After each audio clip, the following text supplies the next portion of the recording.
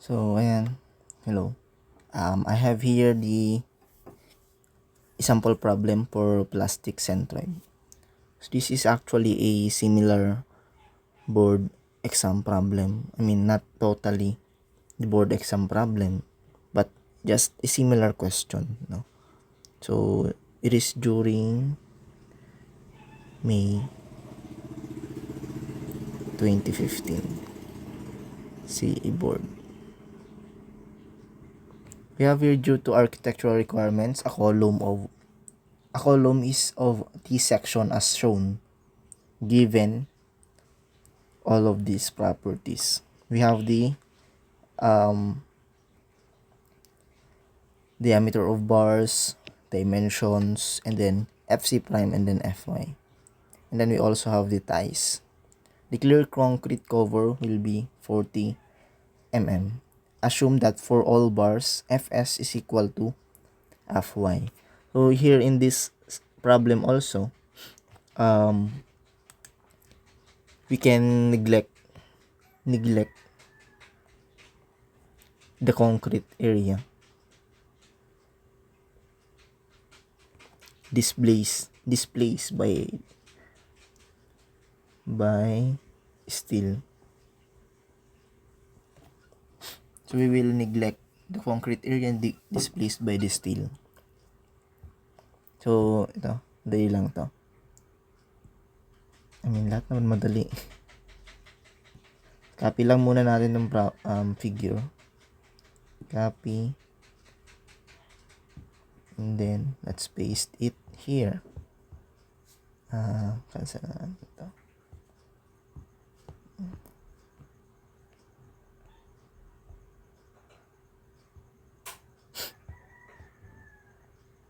Or, mag-create na lang tayo ng bago.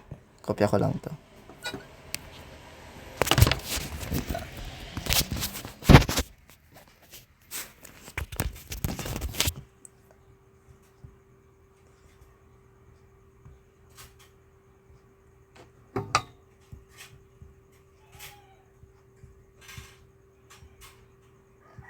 So, we have here. Ito na. Lagyan na lang natin dito. Represent 4. Tapos ito 2. And then, we have here 4.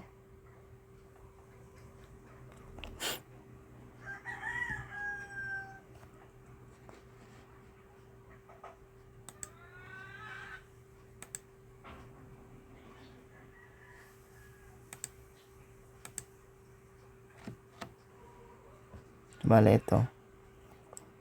425, 225, and then 425.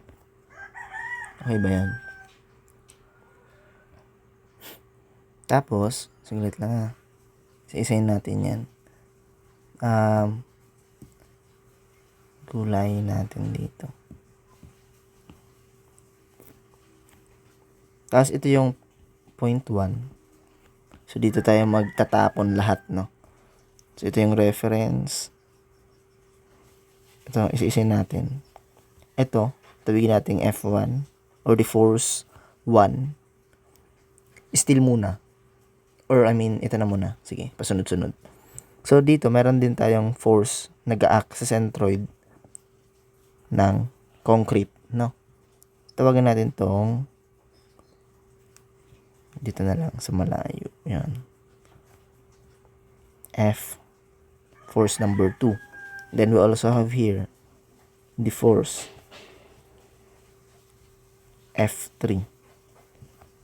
Ito hindi to downward, no? I mean, na totally yung force niya is downward.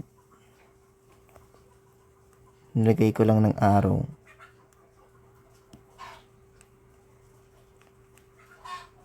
Yan. Tapos, of course, dito sa gitna, meron din.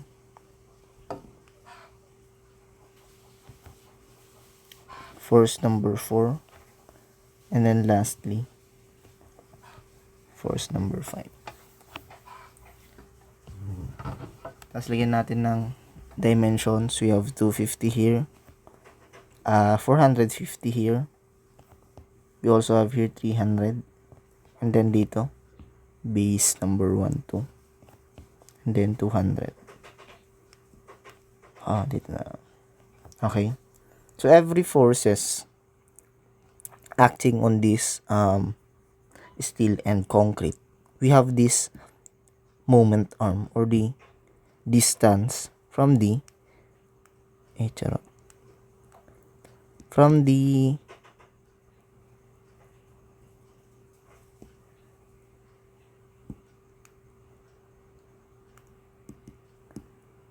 yan, okay na.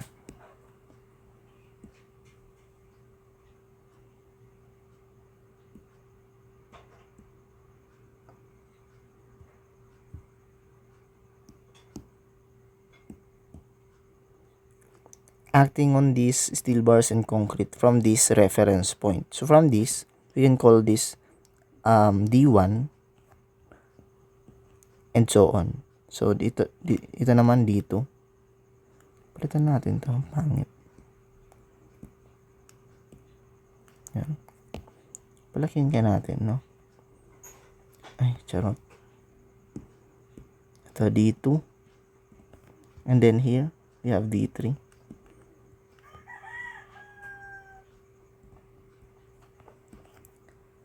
So we will locate it one by one. D4. And then D5. This is an easy problem, but this is just a time consuming, no? Since we will locate everyone, tapos magbabarig ng theorem tayo until we can find the plastic centroid from this point 1. Okay?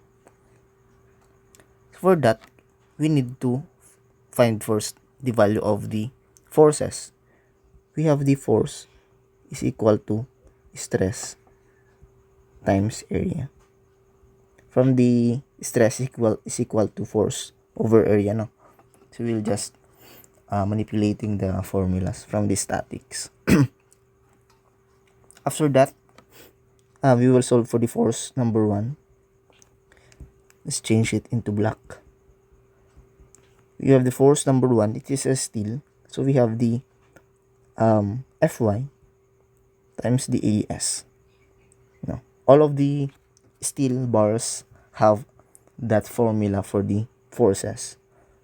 Fy, what's the given for the Fy? We have 415. And then the area of the steel bar is equal to pi over 4, and it has 25 mm of diameter and 4 pieces of bars. So the value of this will be equal to,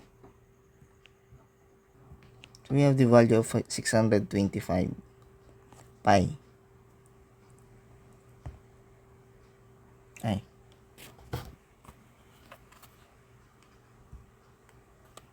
Mali. Times 415. We have 259 375 pi Newton. Newton niya na. So that is the force for the 425 mm. For the force number 2, so let's put the steel first. F3. We have this value 415 times pi over 4 and then 25 squared times 2. So basically, the value of the force number 1 is just divided into 2, since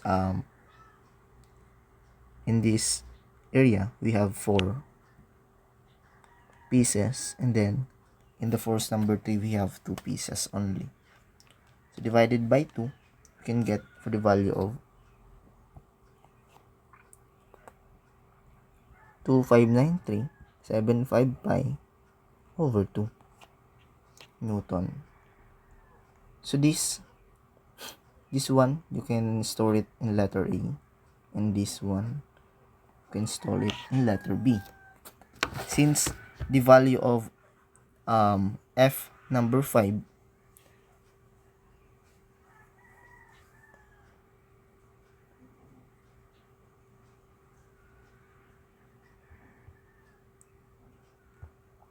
is equivalent to 4 pieces also and 25 mm. So the value of F5 is equal to F1. So letter A then, no? Next is the value of the forces in the concrete.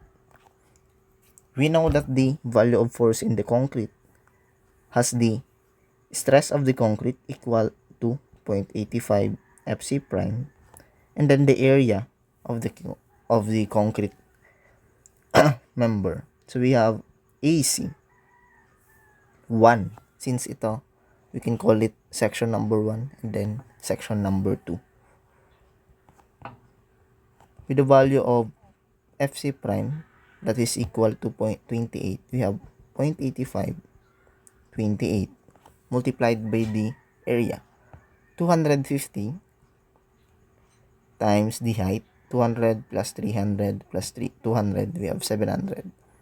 So we have 700 times 250. We have 0.85 28 700 times 250. We have 416 5,000. For the force number 4, we have the value of 0.85 28, but the area of the concrete is equivalent to 450 times 300. Ito, 450 times 300. Okay. So we have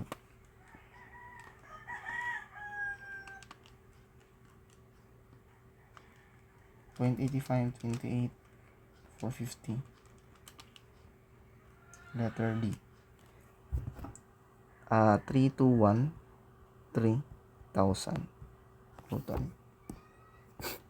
So we'll put it at A, and then B, and then C, and then D.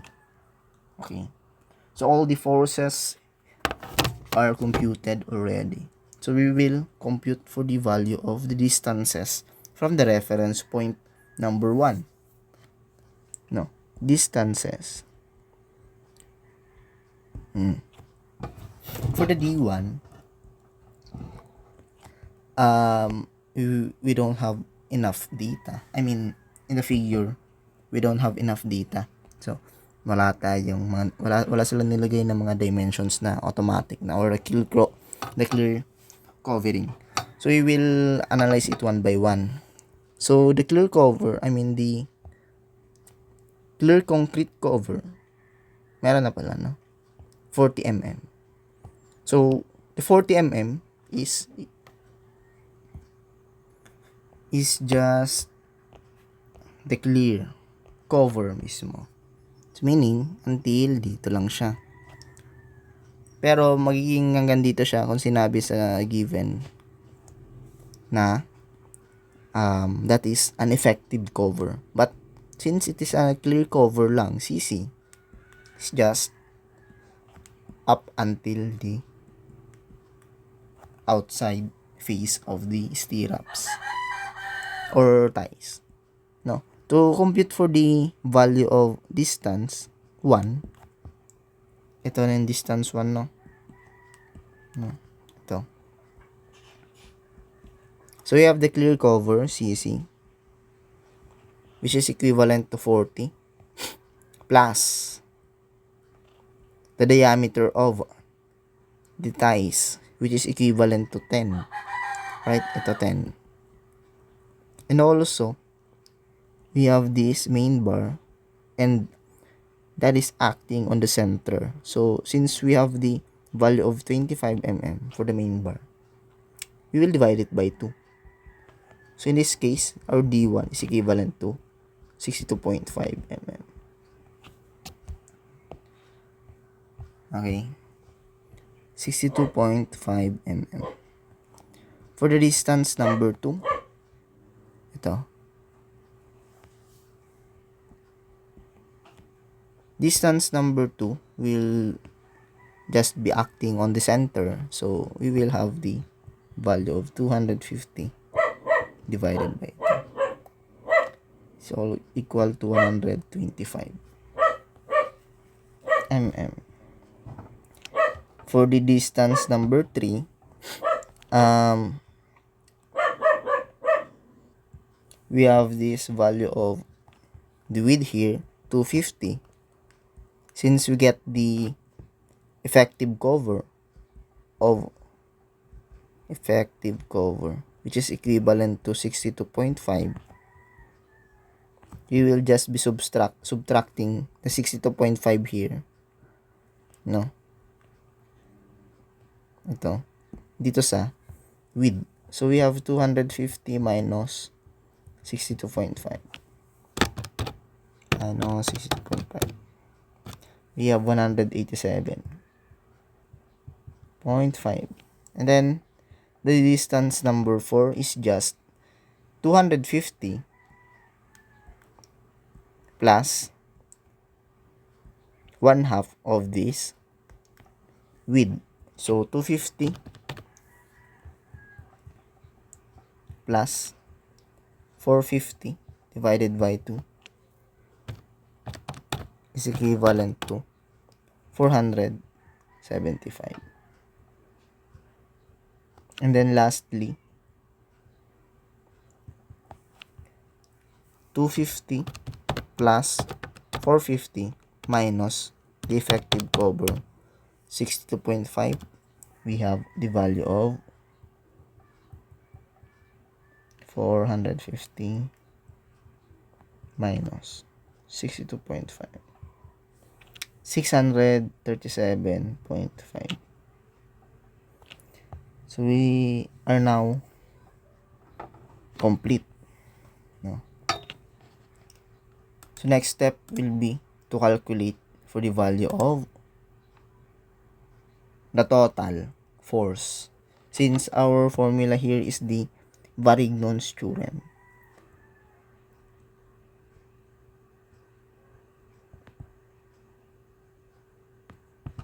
We have the total force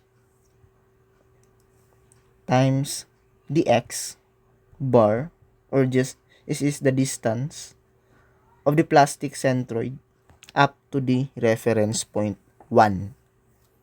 Okay,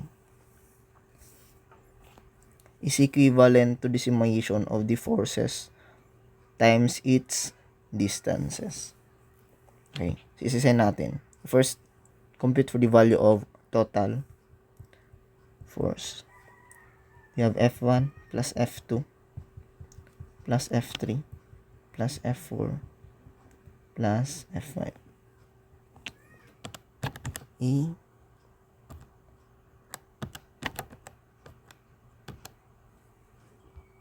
We have 9415126 486 Newton. For the plastic centroid, we have 9415126.486 times the x bar times F1. I will just be putting the stored values A times D1. Okay? Okay lang. Ito na yung mga value, ha. Just look for it. So, plus B times D2 plus C, A ulit, A times D3. Since yung F5 is equal to F1, no? Nagkagulo. Wait lang. Pamagulo tayo. D1 is for F1. D2 is for F2. Meaning, this is letter C. Okay? And D3 is for F3. So, meaning, this is letter B. Malilito pa tayo. And then, for the D4, it is for the force number 4. So, letter D times the D4, and then, letter A ulit here for the D5. Okay? Huwag magulo ha. So, X bar is equivalent to, ngayon natin, isa-isa. Ito store ko sa letter E. A. So, we have the value of X bar, which is equivalent to 286.0915 mm. So, that would be the distance of the plastic centroid to the reference point number 1. So, kung ipa-plot natin, yung plastic centroid here is around 250, around here. Yan. And then, the X bar would be here. No? This would be the plastic centroid.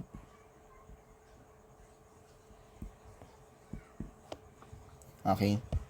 So, for number 2, you will find the location of the geometric centroid from line 1 along the x-axis. For number 2, since wala naman tayong iba na i-consider kapag geometric centroid, we will just be using the figure or just the section mismo.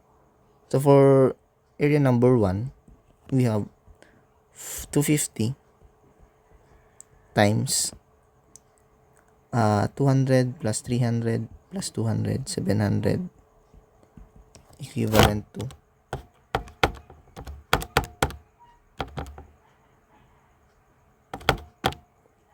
17500 or 1000 mm squared. For area number 2, we have 450 times 300, 135.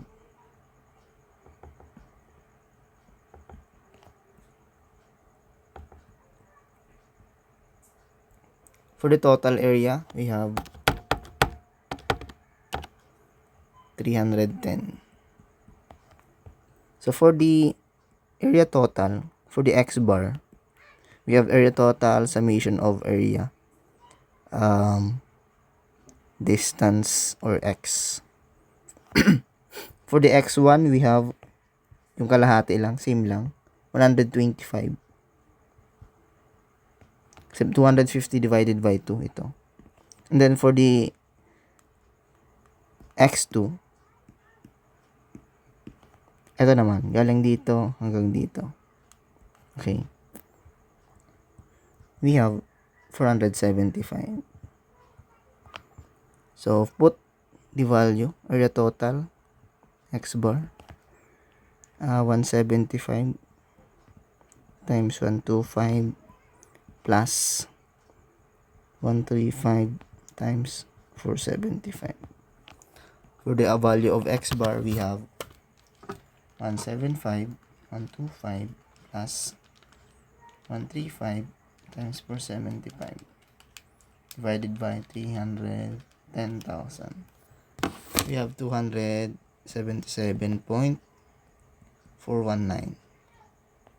mm. So, ipa-plot natin to dito. It's around 277. Magkatabi lang sila, no? Kaya ganito. Okay. Geometric centroid.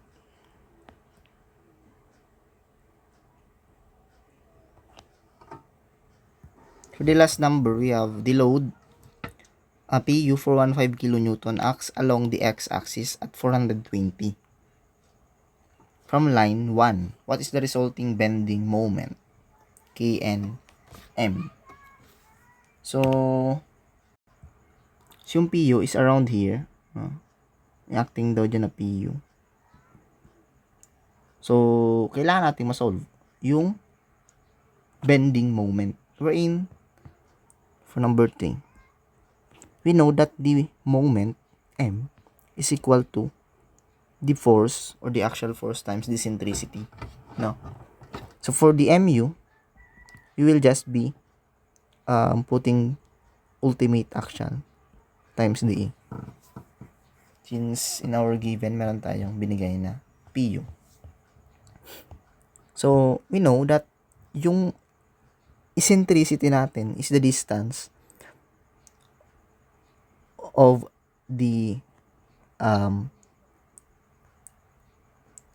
plastic centroid from the point where the load acts. So, kunyari, meron kayong dito, na andito yung plastic centroid. Ito yung point 1, no? Sabi daw dito, meron kayong, how much yun? 286.092, no? Tapos in your given, in your problem, sabi dito, we have 420 from line 1. So, we will put it 420 here. Let's say around here. PU. From line 1. Ito na din yung line 1. So, the eccentricity, since ito yung plastic centroid, is the distance from the PU up until sa centroid. So, we have E here.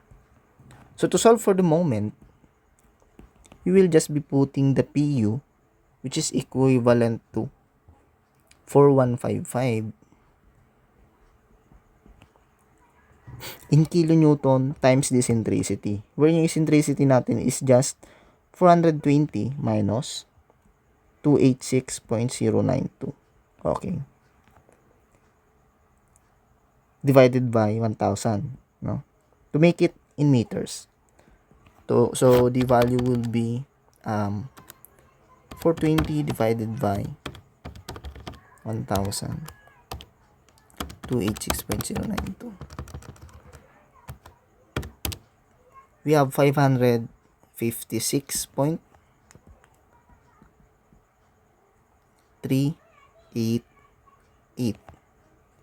kilonewton meter MU.